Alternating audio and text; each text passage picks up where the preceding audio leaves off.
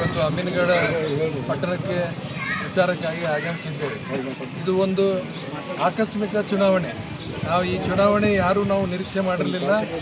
ಮೇಟಿಯವರು 5 ವರ್ಷಕ್ಕೆ ಚುನಾಯಿತರಾಗಿದ್ದರು. ಆದರೆ ವಿಧಿಯಾಟದಿಂದ ಅವರು ಇವತ್ತು ನಮ್ಮ ಜೊತೆಗಿಲ್ಲ. ಅನಿವಾರ್ಯವಾಗಿ ನಾವು ಈ ಚುನಾವಣೆ ಎದುರಿಸಬೇಕಾಗಿದೆ. ನಾವು ಎಲ್ಲ ಕಡೆ ಇವತ್ತು ಪ್ರಚಾರ ಮಾಡ್ತಾ ಇದ್ದೇನೆ. ನಿನ್ನೆ ಒಂದು ಸುಮಾರು 10 ಹಳ್ಳಿಗೆ ಹೋಗಿ ಬಂದಿದ್ದೇನೆ. ಬಾಗಲಕೋಟು ಎಲ್ಲ ಕಡೆ ಒಳ್ಳೆಯ ವಾತಾವರಣ ಇದೆ. ಎಲ್ಲ ಹೆಣ್ಣುಮಕ್ಕಳು, ವಿಶೇಷವಾಗಿ ಹೆಣ್ಮಕ್ಳು ನಮ್ಮ ಈ ಪಂಚ ಗ್ಯಾರಂಟಿ ಸ್ಕೀಮ್ ಜೊತೆಗೆ ಅವರು ಬಸ್ ಫ್ರೀ ಆಗಿರ್ಬೋದು. ಇವತ್ತು ನಮ್ಮ 2,000 ರೂಪಾಯಿ ಮಂತ್ಲಿ ಅವ್ರ ಅಕೌಂಟಿಗೆ ಬರ್ತಾ ಇರೋದು, ಆಮೇಲೆ ನಮ್ಮ ಕರೆಂಟ್ ಫ್ರೀ ಆಗಿರ್ಬೋದು. ಇದರ ಬಗ್ಗೆ ಎಲ್ಲರೂ ಕೂಡ ಭಾಳ ಇವತ್ತು ಕಾಂಗ್ರೆಸ್ ಪಕ್ಷಕ್ಕೆ ವೋಟ್ ಹಾಕಬೇಕಂತ ಹೇಳಿ ಉತ್ಸುಕರಾಗಿದ್ದಾರೆ. ಮತ್ತು ನಮ್ಮ ಗ್ರಾಮೀಣ ಭಾಗದಲ್ಲಿ ಇವತ್ತು ಇನ್ನೂ ಸಿದ್ದರಾಮಯ್ಯನವ್ರ ಸಾಹೇಬರು ಬಂದು ಸುಮಾರು ಪ್ರಚಾರ 4-5 ದಿವಸ ಇಲ್ಲೇ ಇರ್ತೀವಿ ಅಂತ ಹೇಳಿದ್ದಾರೆ ಬಾಗಲಕೋಟೆ ಕಾನ್ಸ್ಟಿಟ್ಯೂನ್ಸಿಯಲ್ಲಿ.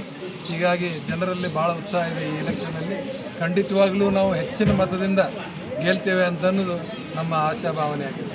ಆಮೇಲೆ ಕಳೆದ ಬಾರಿ ನಾನು ಪಕ್ಷೇತರ ಅಭ್ಯರ್ಥಿಯಾಗಿ ಸ್ಪರ್ಧಿಸಿದ್ದೆ.